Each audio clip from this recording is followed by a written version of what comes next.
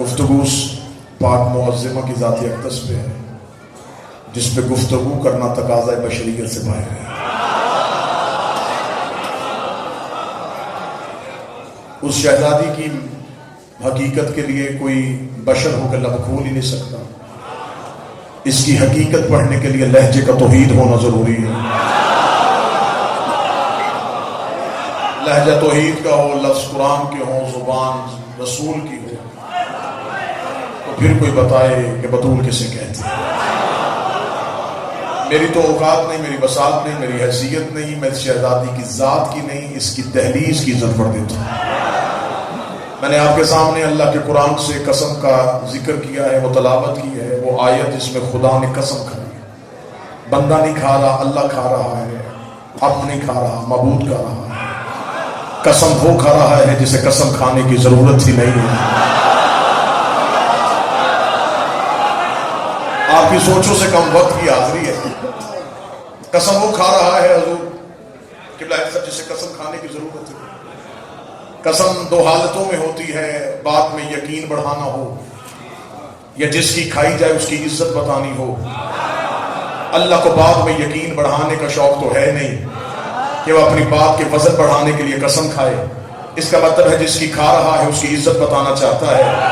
تو میں صرف قسم کا ذکر کروں اور تمہارے چہروں سے نور ولایت آ جائے۔ خدا کہتا مجھے اس دہلیز کی قسم جہاں ستارے سجدے میں گرتے ہیں۔ بادشاہ حسین ان ہاتھوں کو سلامت رکھتے، شہزادی نے ہاتھوں کو کسی کا محتاج ہے۔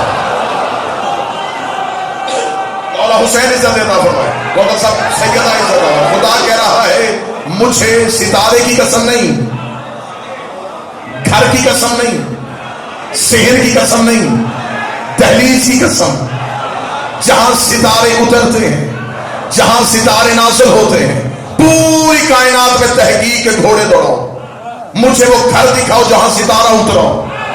اگر نظریں دہلیز سیدہ کے علاوہ کہیں اور جائے نا تو پھر تسلیم کر لینا مخلوق اللہ کی قسم کھاتی ہے، اللہ زہرا کی دہلیز کی قسم۔ خدا سیدہ کی نہیں، سیدہ کی دہلیز کی قسم کھاتا۔ نیاز بیگ میں عقیدہ نہیں سنا جائے گا تو پھر کہاں سنا جائے گا؟ حضور دعا لینے کے لیے جملہ پڑھنے لگا یہ میرا عقیدہ نہیں، میری قوم کے اکثر و بیشتر کا عقیدہ ہے، اور آج ضرورت ہے کہ منبر پہ صرف خالصتاً عقیدہ پڑھا جائے۔ میں خالصتاً عقیدے کا بابا جی جملہ پڑھنے لگا اور مجھے چہروں کی زیارت کرنی۔ عرش خدا سے افضل ہے دہلیز فاطمہ۔ کوئی بندہ نہ کہے کہ شاید میں نے جلدی کی ہے اور کوئی کسی دھیان میں تھا، میں جملہ دوبارہ دہراتا ہوں۔ عرش خدا سے افضل ہے دہلیز سیدہ، عرش خدا سے بہتر ہے دہلیز سیدہ۔ کوئی بندہ اگر دل میں سوچ رہا ہے کہاں اللہ کا عرش کہاں سیدہ کی دہلیز، تو ابھی کا ابھی یہی فرق بتا دیتے ہیں۔ پہلے بتاؤ عرش خدا پہ کون رہتا ہے؟ جبریل رہتا ہے، میکائیل رہتا ہے، اسرافیل رہتا ہے، اسرائیل رہتا ہے۔ اب بتا دہلیز سیدہ پہ کون بیٹھتا ہے؟ سلمان بیٹھتا ہے، کمبر بیٹھتا ہے، مقداد بیٹھتا ہے، حذیفہ بیٹھتا ہے، فضہ بیٹھتی ہے۔ بڑی سے بڑی کتاب سے ثابت کر، ساری زندگی کمبر نے کہا ہو یا علی مجھے عرش پہ بھیج دے، سلمان نے کہا ہو مجھے جنت کی سیر کروا دے، فضہ نے کہا ہو مجھے وہاں سے روٹیاں منگوا دے۔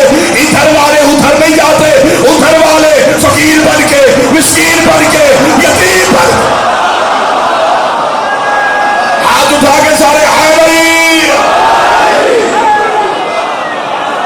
وہ جب یہاں تھے۔ بسم اللہ وہ جب یہاں تھے،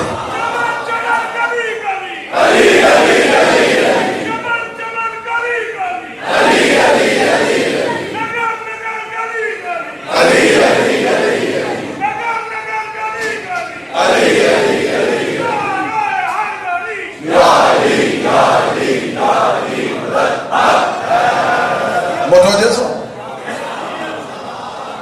ادھر والے ادھر نہیں جا رہے، صرف دہلیز کی عزت پڑھنی ہے۔ وقت کے دامن میں غصہ بھی نہیں، وقت میرا 8 سے 9، پھر 9 سے 10، پھر اب 10 سے آگے۔ اب میں بڑی جلدی سے آپ کو صرف دہلیز کا رہا ہوں، اور ادھر سے جب کوئی ادھر آ جائے پھر وہ فرشتہ بن کے نہیں آتا،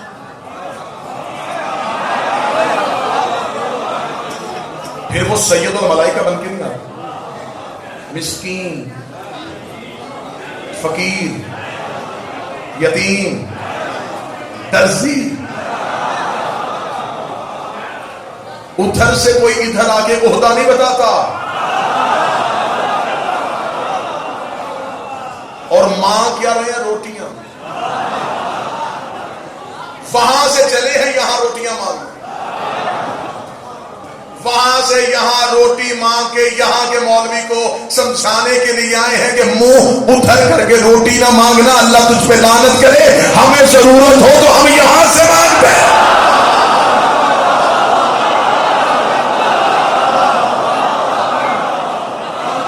یہاں رازق رہتے ہیں، یہاں مالک رہتے ہیں، یہاں کائنات کو بانٹنے والے رہتے ہیں. یہ زانو سے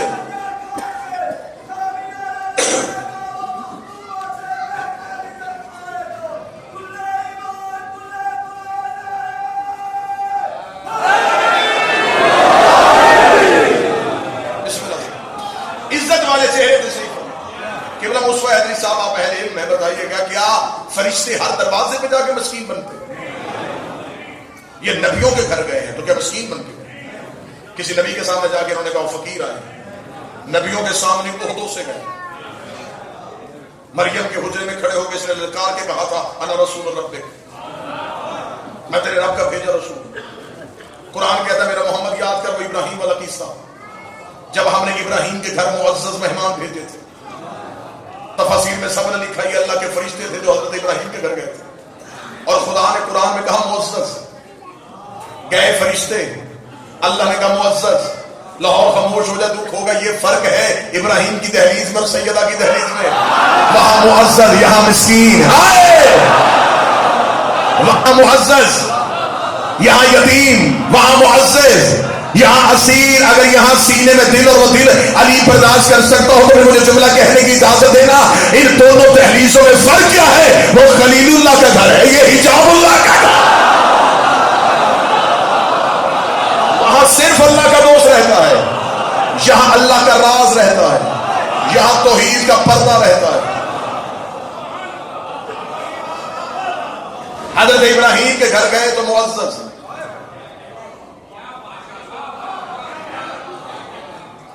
اگلی سطر پھر عقیدے والوں کی. ابراہیم کے گھر فرشتے گئے، ابراہیم نے نہیں پہچانا.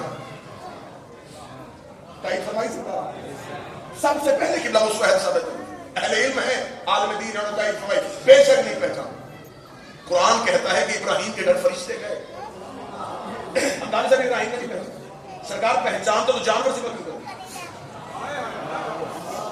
دسترخوان کیوں لگاتا؟ کھانے کے انتظام کیوں کرتا؟ ابراہیم کے گھر فرشتے گئے، ابراہیم نے پہچانا ہی نہیں. ابراہیم نے سمجھا مہمان آئے. ابراہیم خاطر مدار میں مصروف ہو گئے. ابراہیم کے گھر فرشتے گئے، ابراہیم نے نہیں پہچانا. ابراہیم کے گھر فرشتے گئے، ابراہیم نے نہیں پہچانا. یا تو مجھے مولا کا کوئی کونا بتا دو جہاں جا کے بندہ سیدہ پڑھے اور پڑھنے کے بعد زمین میں دفن ہو جائے کہ نہ پھر کوئی اعتراض کرنے والی انگلی اٹھے، نہ کوئی سوچ میں جانے والا دماغ اٹھے. ابراہیم کے گھر فرشتے گئے، ابراہیم نے نہیں پہچانا. سیدہ کے دروازے پہ آ کے جبریل نے کہا درزی ہو، پھر جانے گا مجھے پتا ہے تو جبریل ہے. جو سیدہ کے نوکر بیٹھے ہو. ابراہیم کے گھر گئے، ابراہیم نے نہیں پہچانا. سیدہ کے دروازے پہ پھر جانے گا مجھے پتا ہے.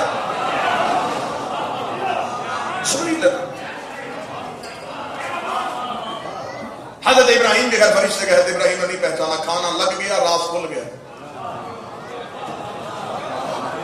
نہ کھانا لگتا شام تک بیٹھے رہتے. ابراہیم نے کہا مہمان ہے جلدی کھانا لگاؤ. کھانا لگ گیا، حضور راز کھل گیا. دسترخوان سج گیا، حقیقت عیاں. دسترخوان لگنے کے بعد ابراہیم نے کہا کرو شروع.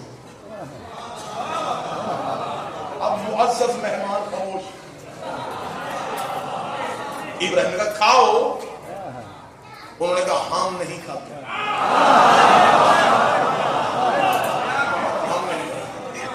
ابراہیم نے کہا تمہاری خاطر میں نے گوشت بھونا، تمہاری خاطر میں نے دسترخوان لگایا، تمہاری خاطر میں نے یہ سارا انتظام کیا. میں تمہارے لیے اتنا مصروف رہا اور تم ہی کہہ رہے ہو ہم نہیں کھاتے. میں مہمان نواز نبی ہوں، میں بغیر مہمان کے کھانا نہیں کھاتا. انہوں نے کہا بس تیری یہی وصف تیرا دیکھنا تھا، وہ ہم نے دیکھ لیا. تو کھاتے کیوں نہیں؟ انہوں نے کہا ہم بشر نہیں،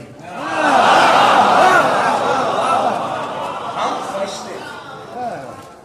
اللہ نے بھیجا تھا تیرے گھر پہ صرف یہ تیری مہمان نوازی دیکھ لی اجازت ہم نہیں کھاتے. ابراہیم نے کہا چلو آ ہی گئے ہو بتا ہی دیا ہے تو اب یہ بھی میرے ہی حصے میں اعزاز آئے کہ میرے گھر فرشتے آئے تھے اور میرے گھر سے کھا کے گئے تھے. انہوں نے کہا ضرور تیری حسرت پوری کرتے ہیں. ہمارے نفس میں خواہش نہیں ہے, ہماری طبیعت میں بھوک ہی نہیں ہے, ہماری فطرت میں طلب ہی نہیں ہے. اللہ نے یہ چیز ہماری جبلت میں رکھی نہیں ہے, ہمیں ان سے غرض ہی نہیں ہے.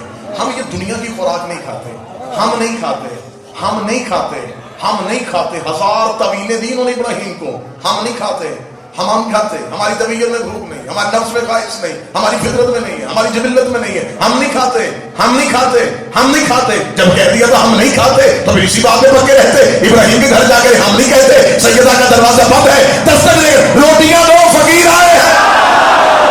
بولو جو سیدہ کے لوگ کرو. وہاں کھا نہیں رہے, یہاں سے جا نہیں رہے.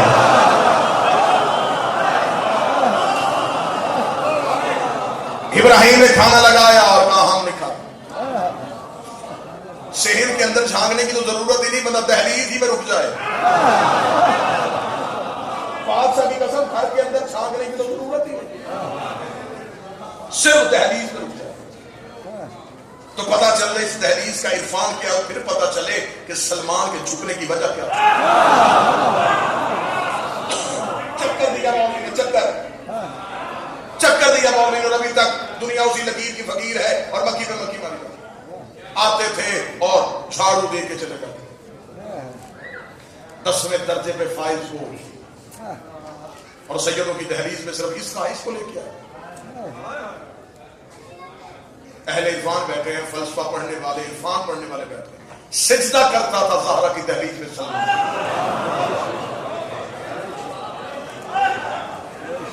سر سجدے میں رکھتا. یہاں بازار میں کھڑ جانے والے کسی ایک راہگیر کو پکڑ کے اسے کہو یہ کیا ہو رہا ہے, جسے مجلس کا پتہ نہیں, وہ کہے گا ایک بندہ بول رہا تھا باقی سن رہے تھے. یہاں سے ایک بچے کو اٹھا کے کہو یہ کیا ہو رہا ہے, وہ کہے گا ایک مجلس پڑھی جا رہی ہے, ہم مجلس سن رہے ہیں.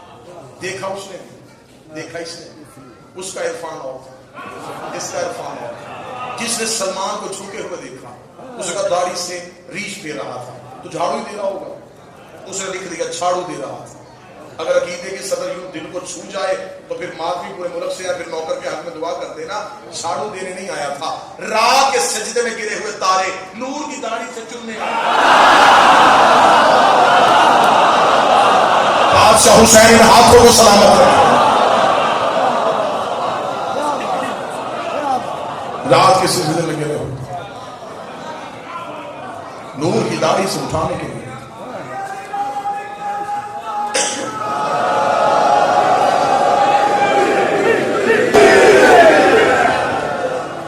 شیعت صرف علی ولی اللہ تک رکنے کا نام نہیں, بطول کے دشمن کے تعاقب کا نام.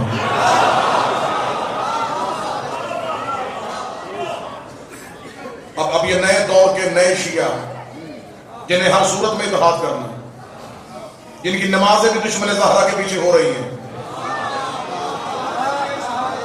نہیں جی نہیں, ہمیں اتحاد چاہیے, ہمیں ضرورت, ہمیں یہ لان تبرہ ہمیں کرنا نہیں چاہیے. دو علموں کے درمیان کھڑا ہوں, لاہور کی مرکزی امام بارگاہ میں کھڑا ہوں, بات میری محفوظ ہو رہی ہے, ریکارڈ ہو رہی ہے. معصوم کا فرمان ہے بندہ پڑھے لا الہ الا اللہ اور اقرار محمد رسول اللہ نہ کرے تو ہم لا الہ الا اللہ بھی واپس لے لیتے ہیں. مولا فرماتے بندہ پڑھے محمد رسول اللہ اور اقرار علی ولی اللہ نہ کرے تو ہم محمد رسول اللہ بھی واپس لے لیتے ہیں. معصوم فرماتے بندہ پڑھے علی ولی اللہ اور بطول کے دشمن پہ لعنت نہ کرے, ہم علی ولی اللہ بھی واپس.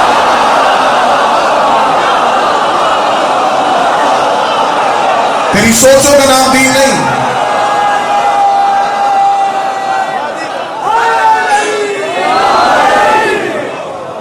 ایک لمحہ بھی سیدہ کے دشمن کے لیے نرمی رکھنا بھی کفر. جن لوگوں تک شہزادی کی حقیقت پہنچی نہیں, بھی اس حقیقت کا نہ پہنچنا کتابوں میں نہ ہونے کی دلیل نہیں, منبر کی بزدلی کی علامت ہے. میں نے پورے ملک میں یہ بات کی اور پھر کہہ رہا ہوں, ہم نے امام حسین کا قتل اتنا پڑھا کہ لوگ ہمارے سامنے ڈرتے یزید کا نام نہیں لیتے. جس طرح حسین کا قاتل بے نقاب کیا تھا, ایسے ہی بطول کے قاتل کو بے نقاب کرو.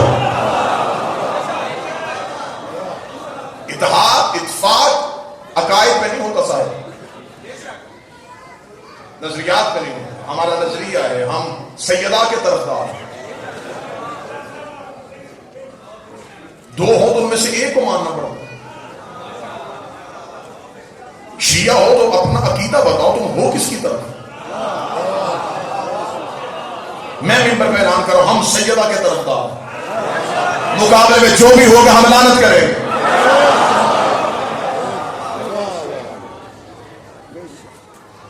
بادشاہ فرماتے ہیں کہ اگر تم میں سے کوئی چاہتا ہے کہ تمہاری قبر کی پہلی رات علی تمہارا شکریہ ادا کرنے تو بطول کے حق سے غافل نہ رہنا. رو رو کے لوگوں کو بتاؤ کہ قتل ہوئی تھی نبی کی بیٹی.